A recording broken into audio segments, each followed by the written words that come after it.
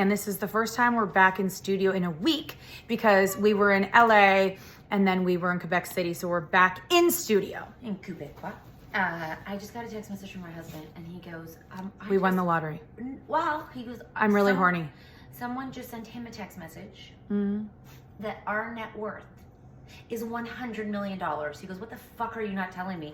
And I go, pardon? Someone in his life.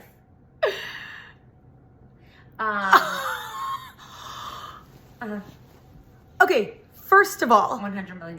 Our kids love to Google net worth of people. It used to be $23. But it has been the last time as far as my kids know, our net worth is $100,000 between the two of us. Okay, well, great. now it's $100 Hold on. million. It just jumped.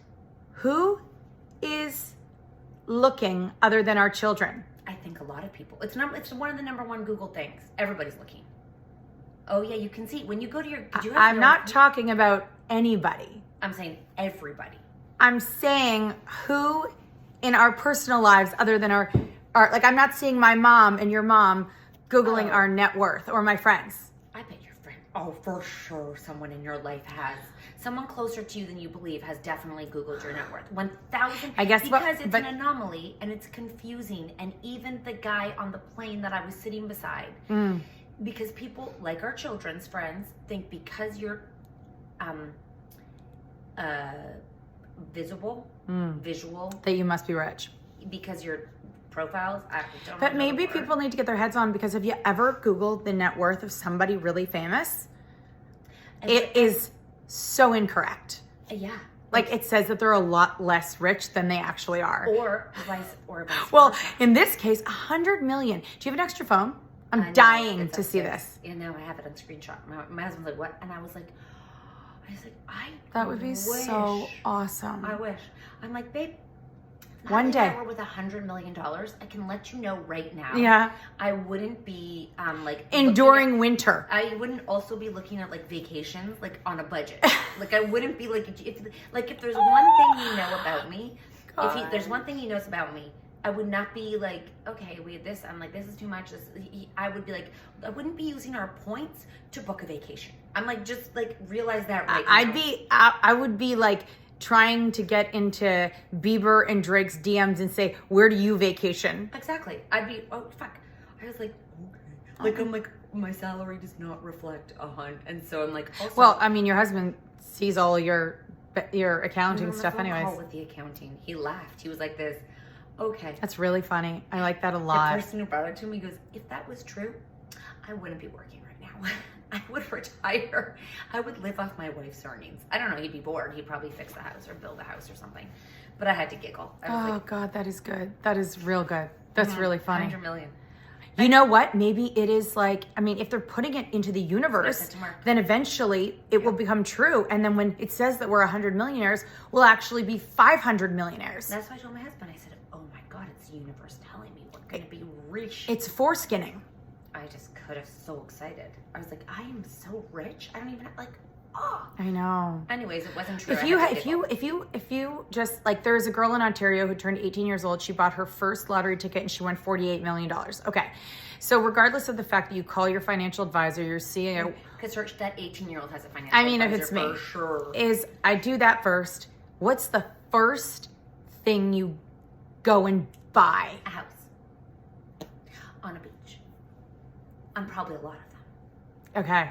I mean, maybe not a lot of them because really, I mean, when I was younger, probably a house on the beach. But then I think to myself, I'm like, hurricane season, like it's so much better to rent. Like, I know. Keep renting because then you can kind of go where you want. I know. And you kind of do what you want. It really is true. Yeah. And if you think about the amount of money that if you were to rent multiple times a year on a beach in different places, and if you were to actually buy a house, if you live like 25 years doing that, you still will have more money from renting. Yeah, unless you're gonna go live somewhere for like 7 months, but I don't know. I don't, but maybe when I'm older, older people get tired faster. Yes. And they don't, there's like so we would buy the Fountain of Youth. Well, no, or I'd like buy it. Maybe it's easier to have a house to go to like mentally than thinking about renting and doing the things. So, but like, you have a person for that. I'd buy a chef. I'd buy a fucking chef. I would buy a chef nice. and a driver. That's the first thing I would do. I would hire a fucking chef. You know what's a good place to start is to like go to a really good culinary school and hire a student. I thought you were going to send me. No, because like Giada De Laurentiis, like she started as a personal chef for a family, and it's really good when they're trying to like build up their like repertoire. I mean, look at her now. She was I'd have a to private buy a chef. different house though, because that would be a lot to have someone in my kitchen all the time. I totally so I would have to buy a second. I'd be Italian about it and get a kitchen in a separate area. So I'd have a kitchen, and then I would have a second kitchen. That's a great idea. Yeah, and my husband's Italian, so I feel like that would be okay. Yeah, and then the other thing is that your upstairs kitchen would always be clean. Yeah, and I mean the chef's really good about cleaning up too, but like you never have to have like if they were like frying something or sautéing, it wouldn't be all, oh my God, that is perfect. That's a great one. And a driver. Just a driver available. For the kids. Just like if I can't get, not for me. Just like if like to drive, oh shit, I'm carpooling tonight. Can you go get the kids? Although I love the carpool conversation, but it's really nice to have like a flex. It's kind of funny too. I think to myself, like if we were to say to our husbands, like you no longer have to drive to practice. Of course, we'll all go to the games, but you don't have to go to practice ever. Oh my God, my husband would not. I know it. They'd be able to like let go and be like, I have all my evenings available except for when there's a game, which there's when you have 4 kids. We'd be really busy going out. Like we'd have a lot of dinners and stuff. Because we'd have clothes that we like to wear. So, because half the time you don't want to go out because you're like, what am I going to wear? And I think rich people don't get tired because they don't have to sleep. Like they can sleep in because there's people to do everything. So you have extra time in the morning. Like breakfast is made when you wake up. Like, so basically you can sleep. Rich people just in my brain. Yeah. Probably not true, but really rich people have like, they're never tired. They can, I don't know. They're always just, I just see them. And you would just have your, a personal trainer show up to you. So you don't even have to think about working out. It just happens to you. It happens to you. I wish they could do it when I was asleep. Oh my gosh. Right. But then, you know what I was thinking? And personal trainers. Okay. The thought of working out one-to-one makes me want to barf. Like actually, personal trainers is not for you me. And Kath. I think I need. See how I'm not included in this group? I need a group effort because, like, Barb would bring some friends to you. And a heart monitor. You would have abs of steel. I'll never forget. It's like that's what I think is so funny sometimes. Well, I understand. By the way, I don't want abs of steel. Oh, why? I don't think that looks cute. Oh, you just want like a soft stomach, like a soft, like not bumpy. I like soft. I don't ever want to be like. I don't ever want to be muscly. No, just like a nice smooth like stomach, like flat. Just pretty. Yeah. And it can have a bit of I think it's pretty to have a little bit. Like I like a little bit of softness. I think it's cute. Your money don't jiggle.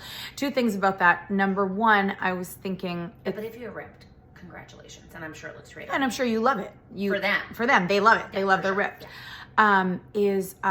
When we used to work out with this woman named Barb, who used to like, I'll never forget, it was after my 3rd child, and I actually wore a bikini to a vacation, and my sister-in-law was like, I can see your abs. And it was so weird. And so it's funny because now when people say, oh my gosh, like you've lost so much weight and you look, and I'm like, you should have seen me after my 3rd child. I actually had muscles and I was thin. You know what I mean? Yeah.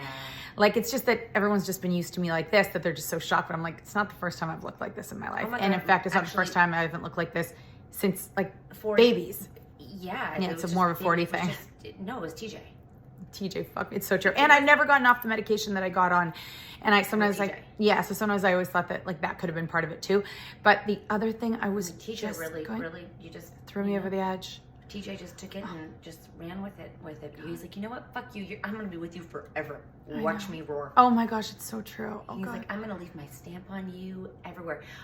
Let's take a quick break because I think there needs to be something addressed. And we'll just do it here. Something addressed.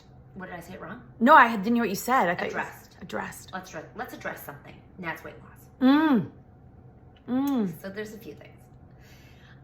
Number 1, you guys often only see us from tits up. Like, just be aware that when you've seen us in real life, if you haven't, you will one day. Everyone's like, oh, you're so much smaller than I had expected. You guys are so tiny. Even at your largest, people were still like, oh, I didn't expect that. Now, you don't see us in full body videos, so we did a full body video, and sometimes when you shoot up, the angles look different. So everyone's like, oh my God. And I think that what people don't realize is you just haven't seen us in a full body video in a really long time. And people are like, it's just that you've dropped it so fast. I'm like, Weight Watchers suggests, and all diet, weight loss things suggests that a healthy way to lose weight is an average of 1 to 2 pounds a week. Well, this has been 6 months, which is 24 weeks. And if I was to do 2 pounds a week, that's 48 pounds. I haven't lost that much. So I'm actually like on a slower than recommended, but still, if you don't see me that much, you think it's been fast. Yeah, because if you don't see your whole body. Mm-hmm. And I'm like, it's fascinating to me that people are like so obsessed with the, how do I put this? With like, what is it?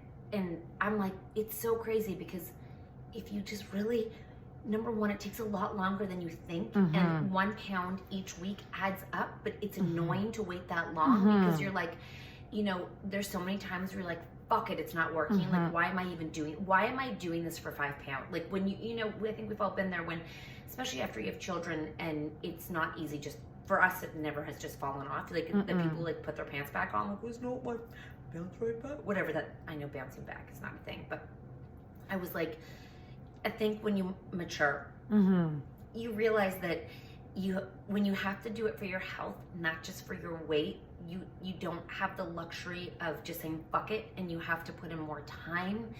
And so when you put in more time, it adds up, but putting in more time is so annoying and so mature and so rational. Yeah. And it's like, what's the secret? It's like less drinking, terrible. Smaller portions, which takes getting used to because you just are kind of, as a mom, when you don't eat for yourself. And you don't watch when you're eating, you just grab what you can when you can. You have no idea what's added up over the day, but when you actually can track it, you can see, oh my, I actually had 7 meals today. And then you have to not put your success, you have to just put it over time versus like, I want this done now. And I think we're so like a now culture. And like when you just like slowly, it's like 1 foot, and then the scale goes up and then when the scale goes up, you can't be like, fuck it, I don't want to do this. But it's also, you know, and sometimes I hate when this happens to me, but sometimes I'm like, just a lot of people are like, what is it? I'm like, if you want the basics, first of all these things are the same. It's about accountability that makes you stay focused. But at the end of the day, it's all the same idea. You know what I mean? But for me, for sure, 100% of people like, if you could just give me a quick tip, okay? Well, I don't drink wine every day, and I don't eat fried food very often. Take those 2 things out. I always feel, I used to say, like, I wish that at the beginning of my weight loss journey. Oh, Natalie, fuck, we didn't push record. Fuck, what's wrong with me?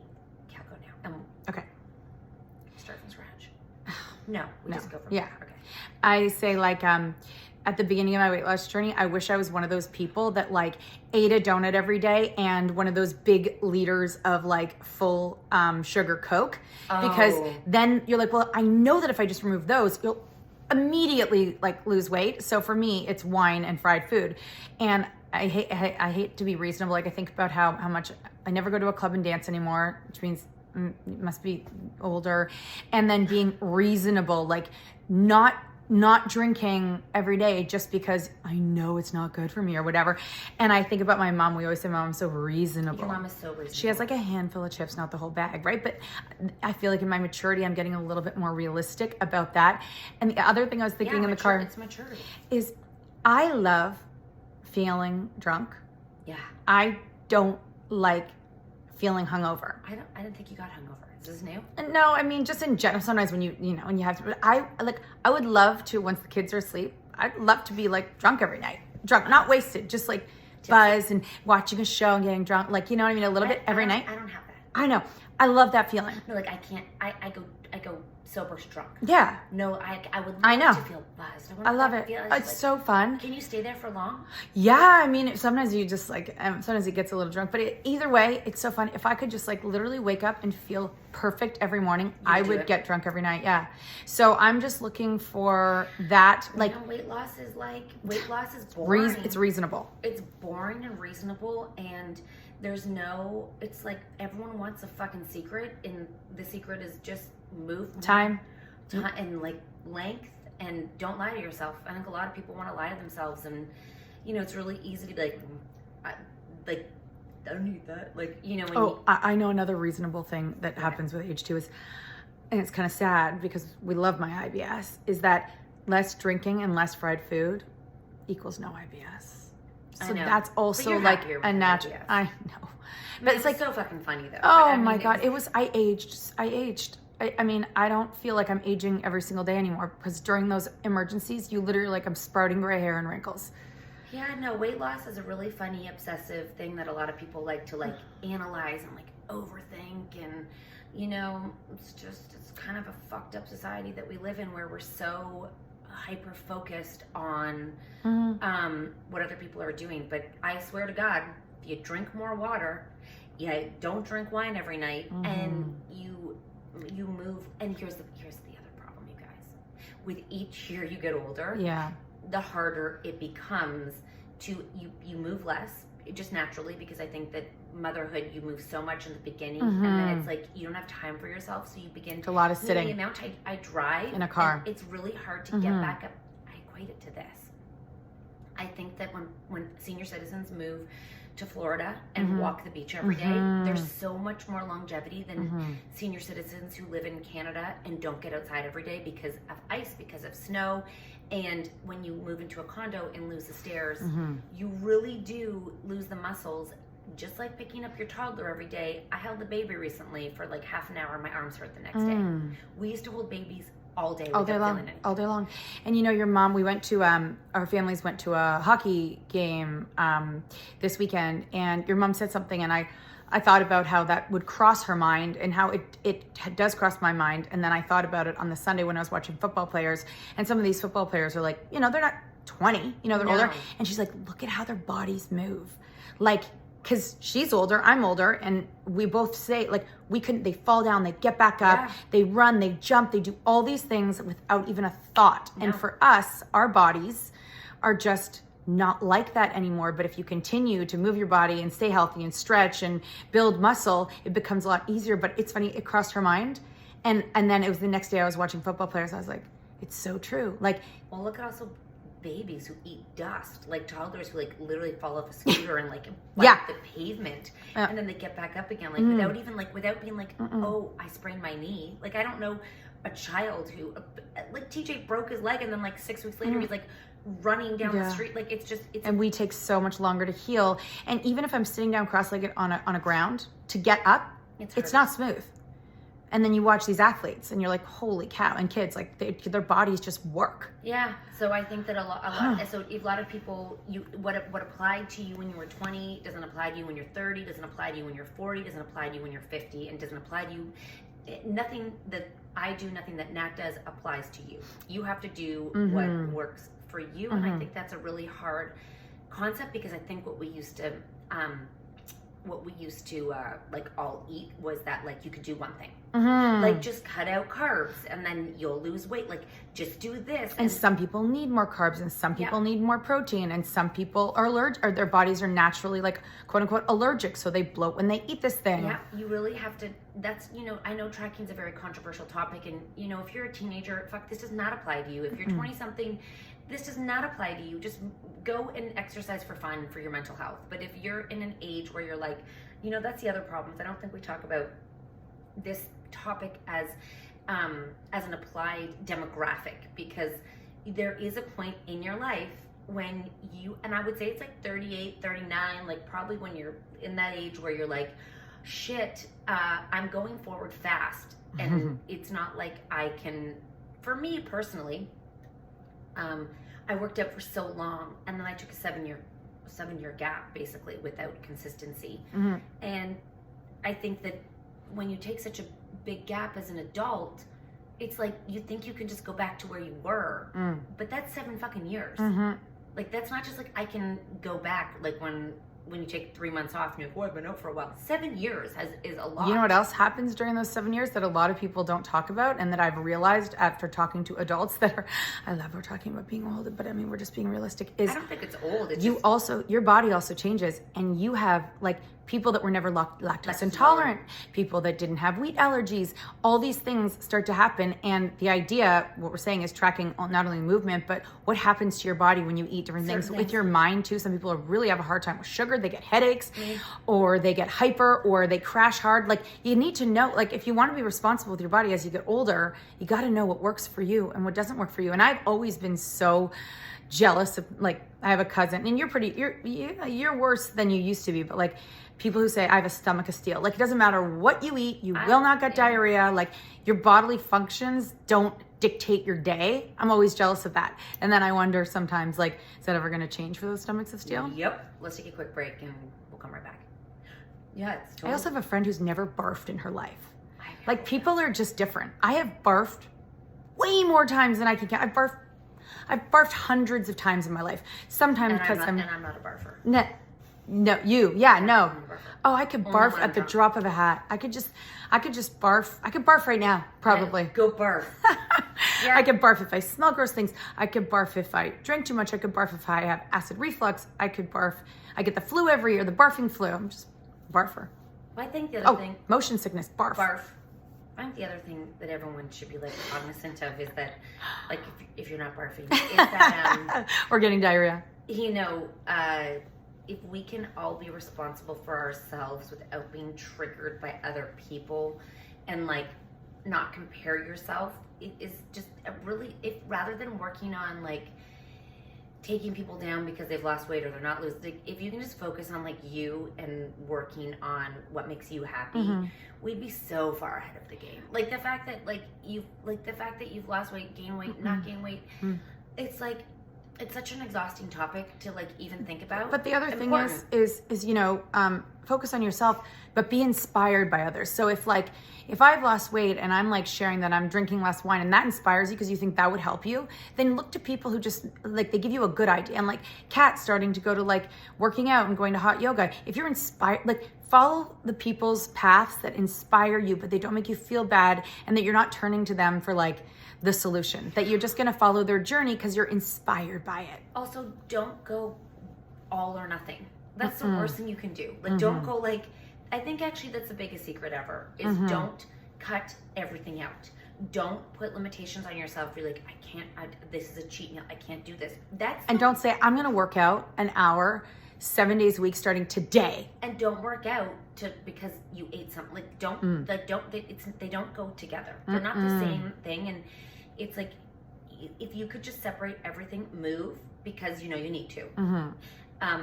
Otherwise, you're going to break your hip and end up in the hospital. Drink less wine because it's probably better for you. Yeah. Like, you switch to vodka or something. Oh, and you can drink wine every single day. I wasn't drinking a glass of wine. Let's be clear. Let's be clear. She never drinks one glass of wine. So I really think that if you modify your expectations, and, like, it is really just, everyone's like, okay, I'm not going to do this. I'm not going to eat this. I'm going to do this. I'm just fucking one thing. Drink, like, add more in rather than take, rather than be like, I can't, like, turn the negative into a positive. Yeah, I can do this. I'm going to drink more water.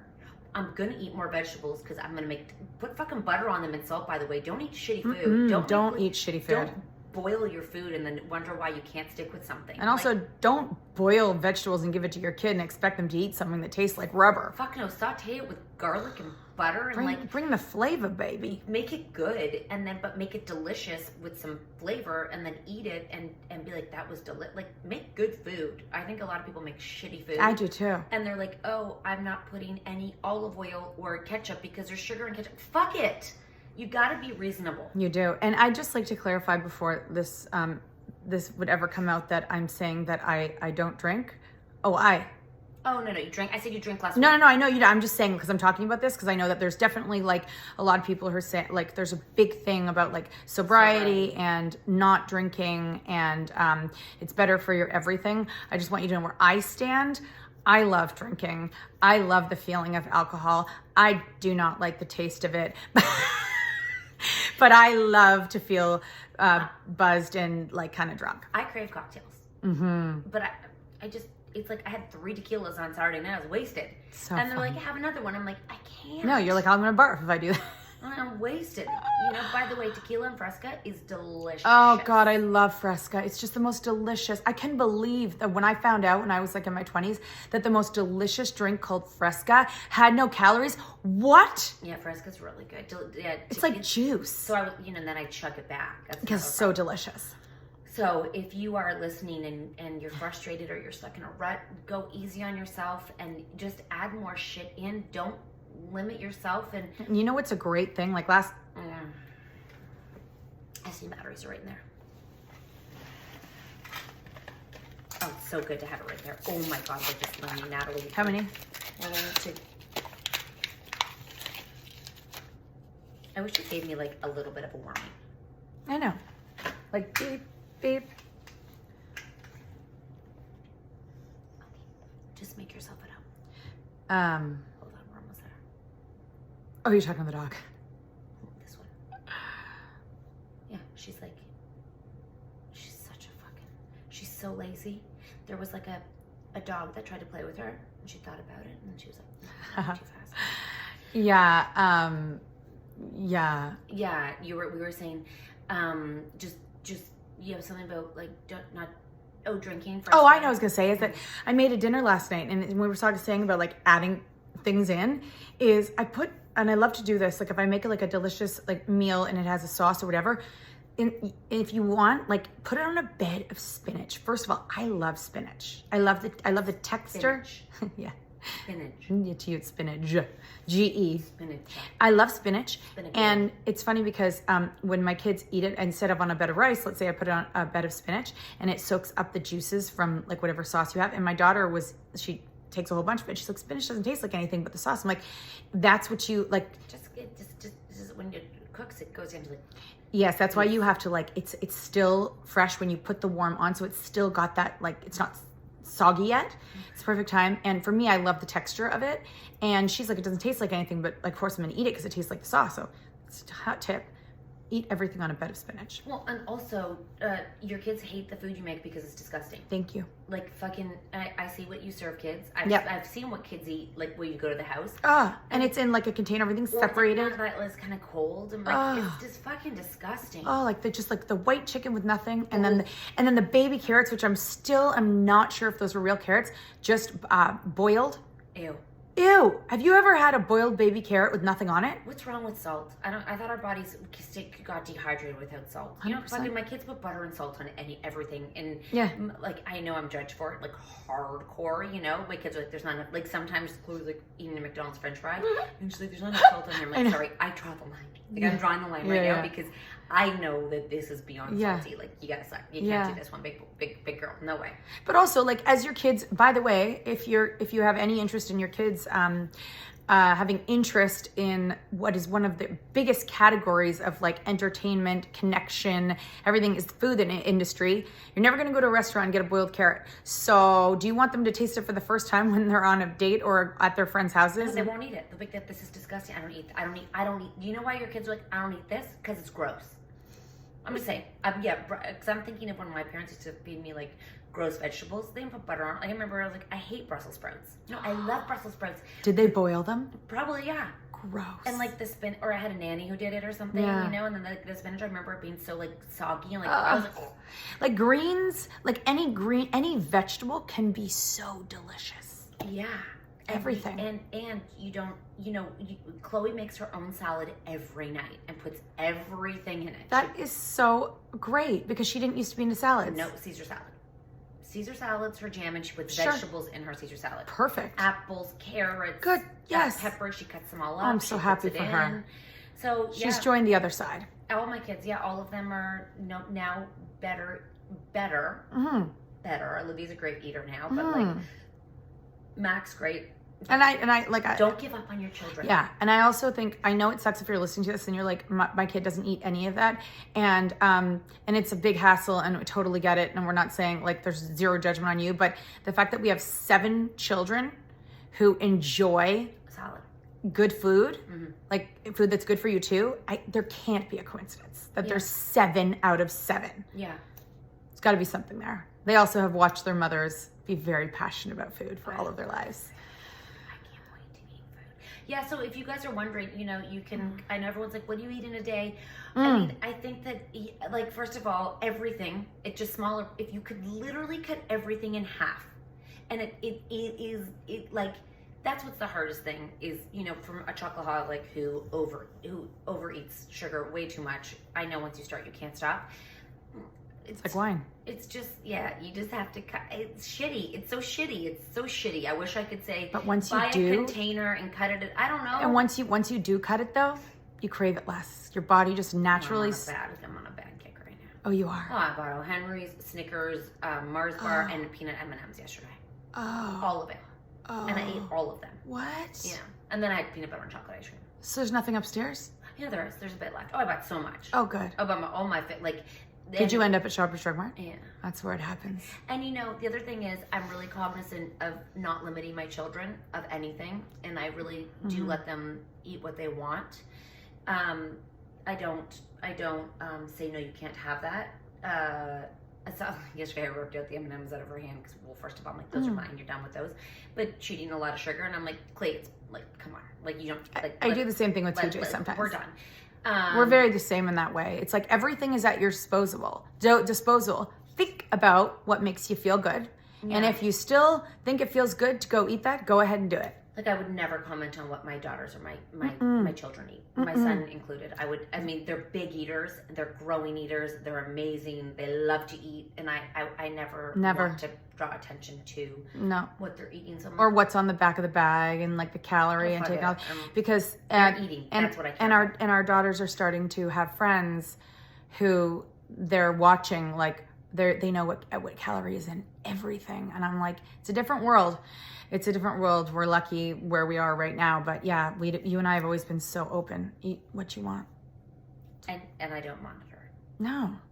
And when they see me eat, they know, they're like, they beg me not to eat chocolate.